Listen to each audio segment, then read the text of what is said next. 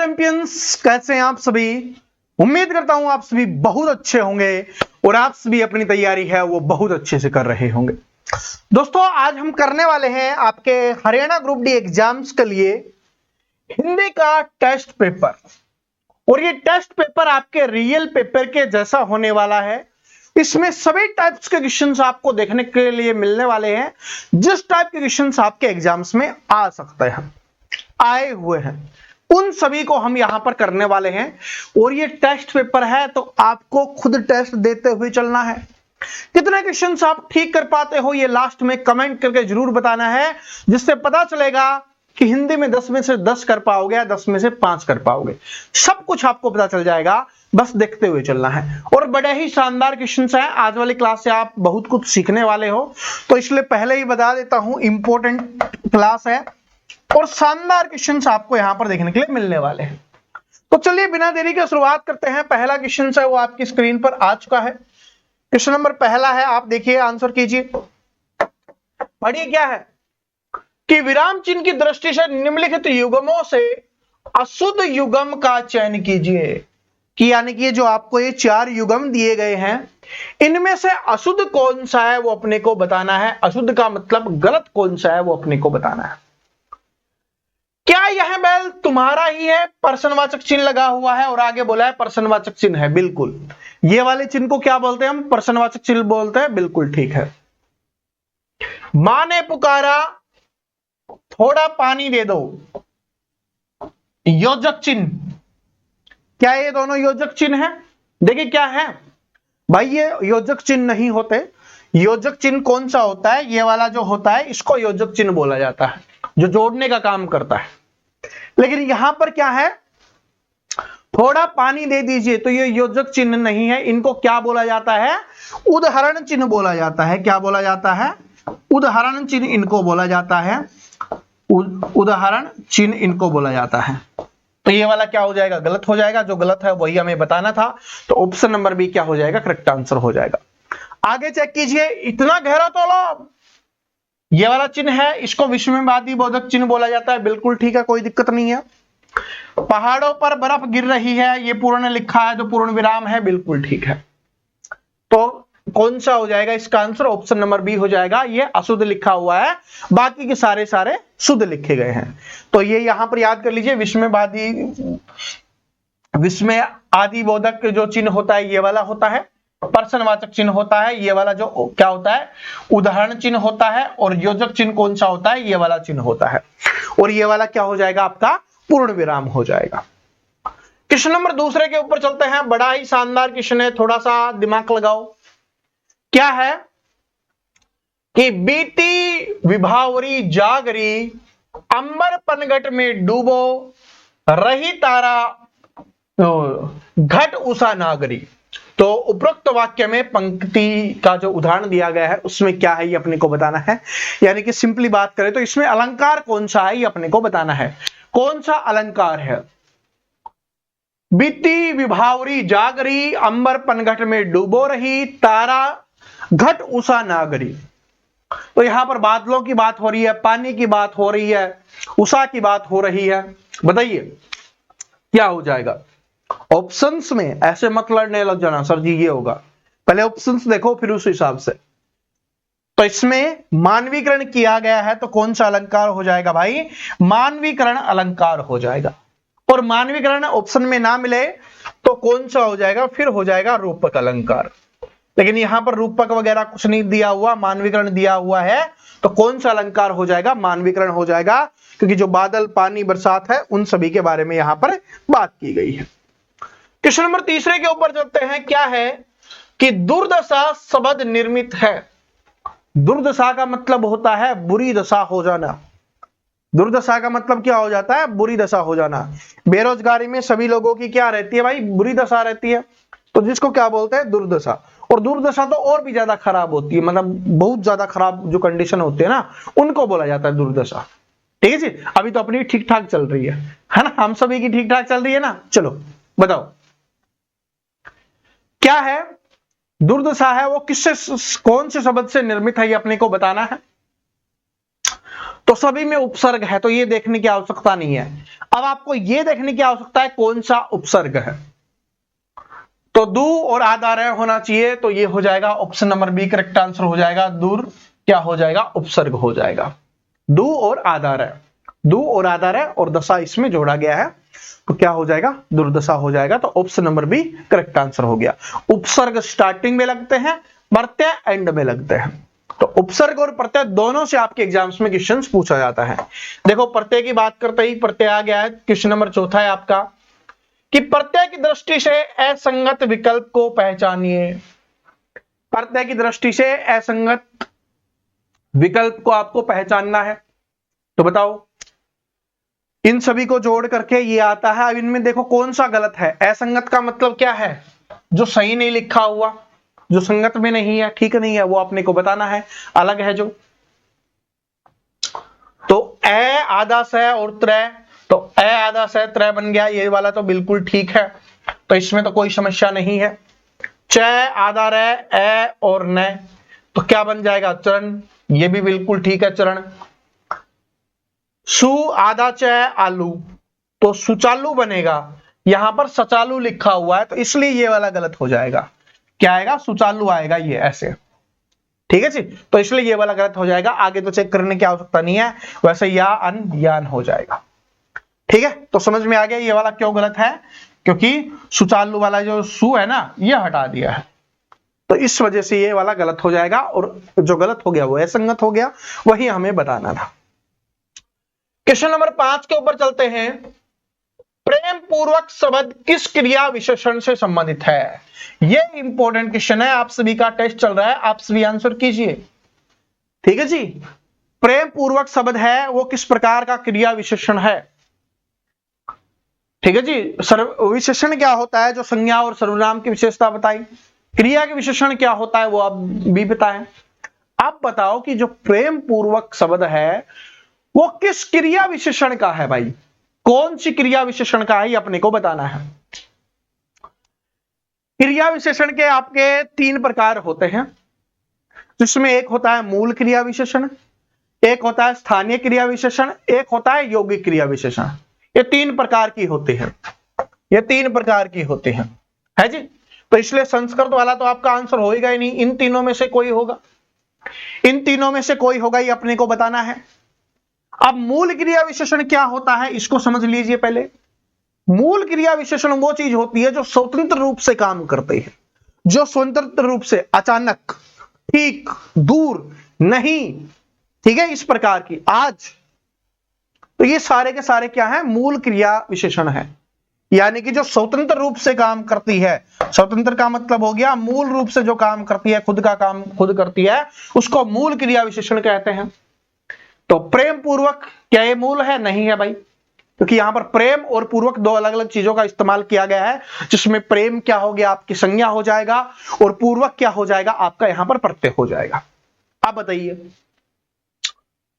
और वैसे प्रेम पूर्वक है कौन सा विशेषण है, अगर ये पूछ ले कि प्रेम पूर्वक में कौन सा विशेषण है, क्रिया विशेषण, तो ये हो जाएगा रीतिवाचक, रीतिवाचक। लेकिन वो हमसे नहीं पूछा है, लेकिन फिर भी मैंने आपको बता दिया है कौन सा हो जाएगा, रीतिवाचक हो जाएगा।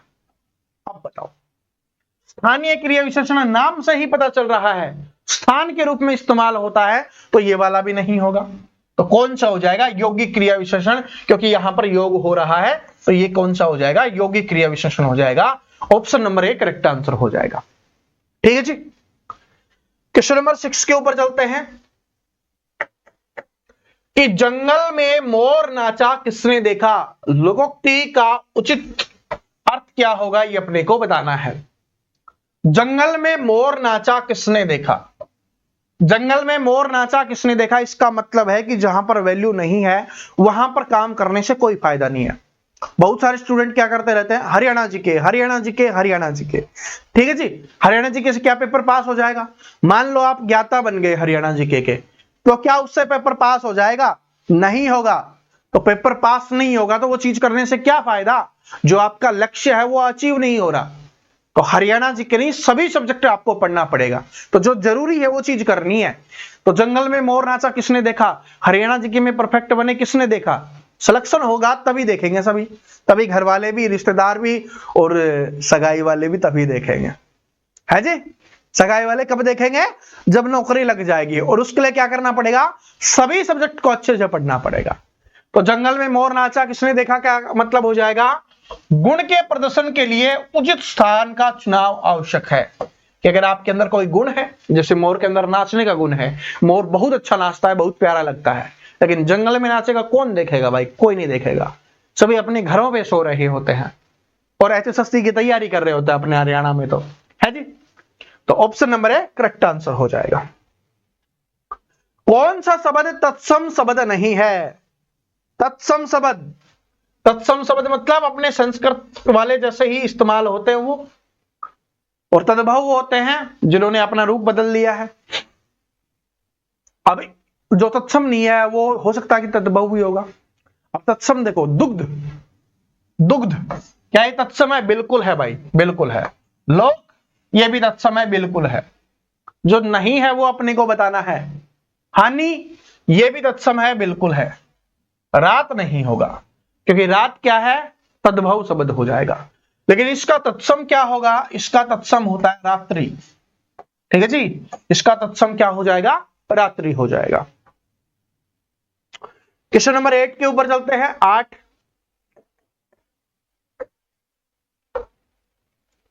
क्या है? आश्रित उपवाक्य कितने प्रकार के होते हैं?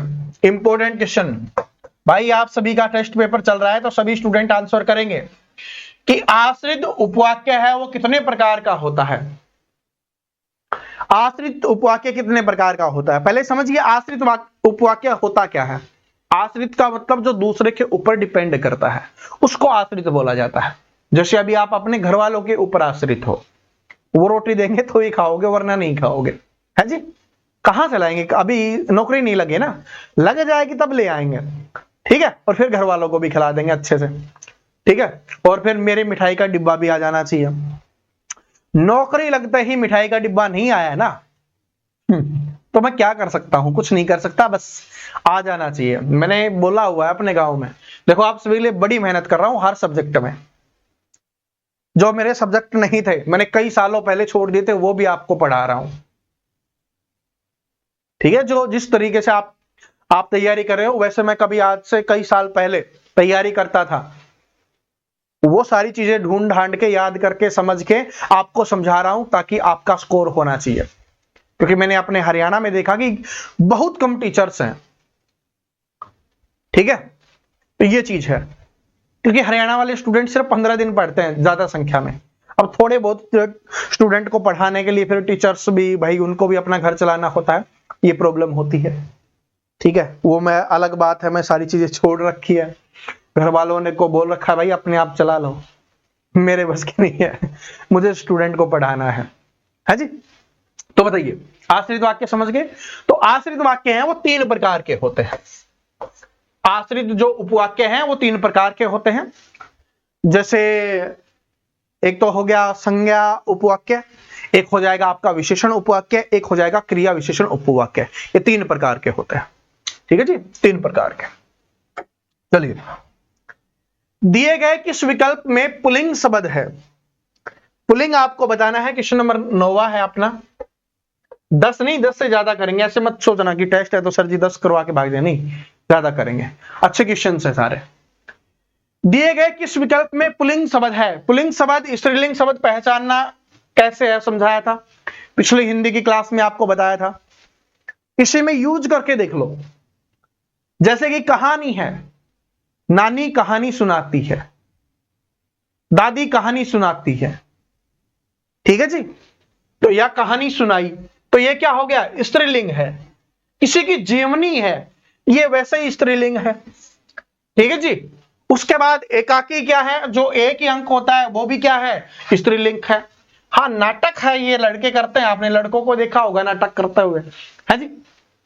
तो ये क्या हो जाएगा? नाटक क्या हो जाएगा? पुल्लिंग हो जाएगा। बात समझ में आ गया? तो नाटक क्या हो जाएगा? पुल्लिंग हो जाएगा, ठीक है। लड़कियां नाटक नहीं करती, ठीक है जी, वो तो इंग्लिश वाला ड्रामा करती है, लड़के करते हैं नाटक। तो option number D correct answer हो जाएगा। ओके, इस्तेमाल करो तब समझ में आ जाएगा। स्टेज पर नाटक चल रहा था, है जी, इस प्रकार से।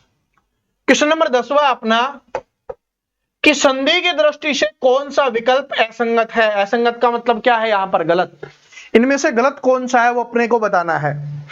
देखो भाई कौन सा गलत हो जाएगा। सची प्लस में इंदर, तो सचिंदर। बड़ी ची है, ठीक है, ओके, कोई दिक्कत नहीं है, तो ये ठीक है, ये वाला तो ठीक है, इसमें कोई दिक्कत नहीं है।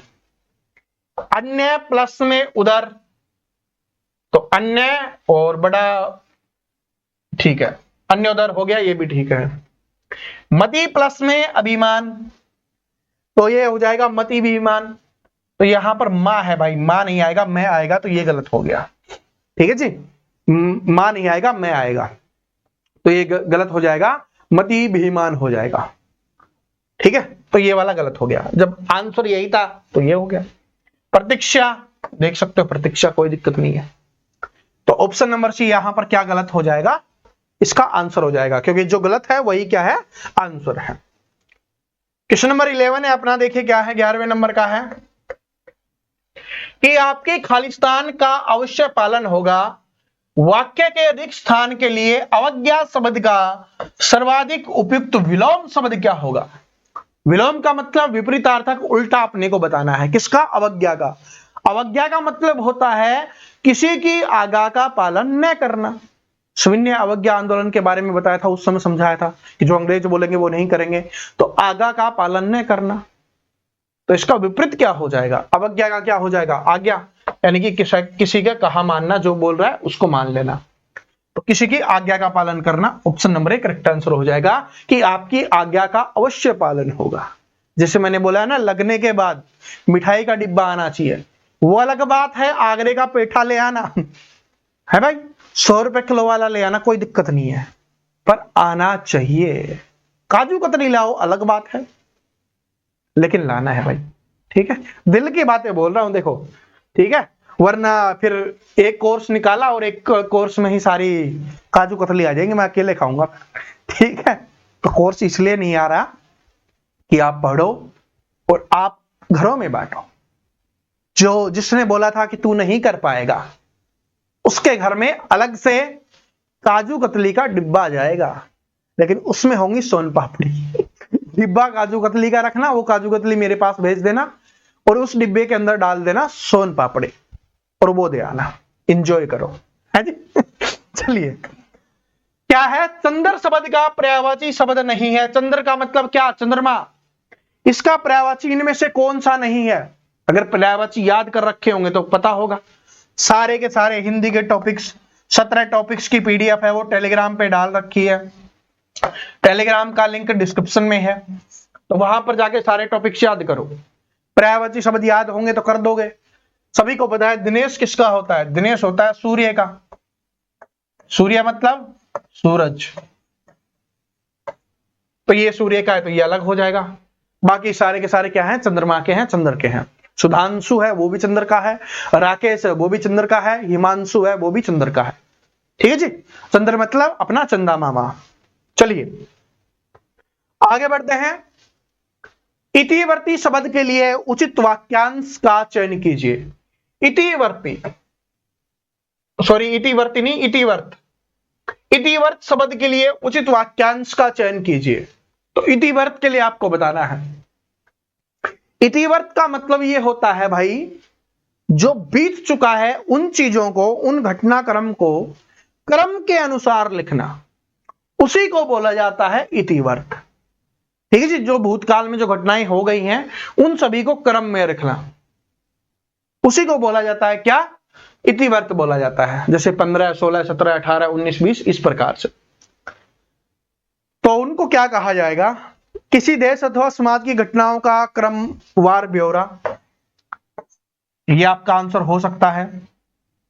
लेकिन यहां पर भूतकाल की बात नहीं हो रही, किसी देश अथवा समाज की घटनाओं का क्रमवार ब्यौरा। बात तो ठीक है कि समाज में जितनी भी घटनाएं हुई हैं उनका क्रमवार ब्यौरा अपने को देना है, उसी को इतिवर्ती बोला जाता है। लेकिन यहां पर भूतकाल की बात नहीं हो रही, और इसका मतलब होता है जो भूतकाल की, जो यानी जो चीजें बीत चुकी हैं उनके बारे में।